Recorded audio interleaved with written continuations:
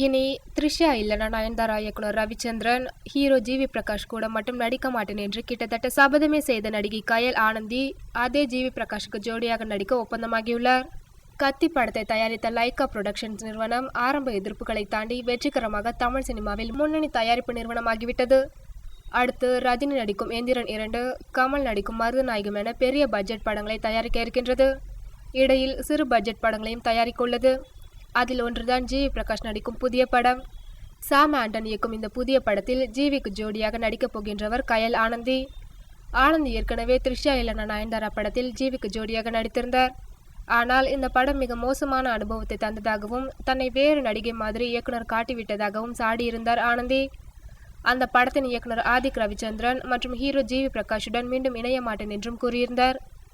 அப்படி சொன்ன அடுத்த 2 மாதங்களுக்குள் மீண்டும் ஜிவி பிரகாஷுக்கு ஜோடியாக நடிக்க சம்மதித்து சமீபத்தில் நடைபெற்ற பட தொடக்க விழாவிலும் கலந்து கொண்டாராம். பெயரிடப்படாத இந்த படத்தில் பருத்தி வீரன் சரவணன், நான் கடவுள் ராஜேந்திரன், நிரோஷா உள்ளிட்டோர் பலர் நடிக்கின்றனர். ஜிவி பிரகாஷ் இசையமைக்கின்றார்.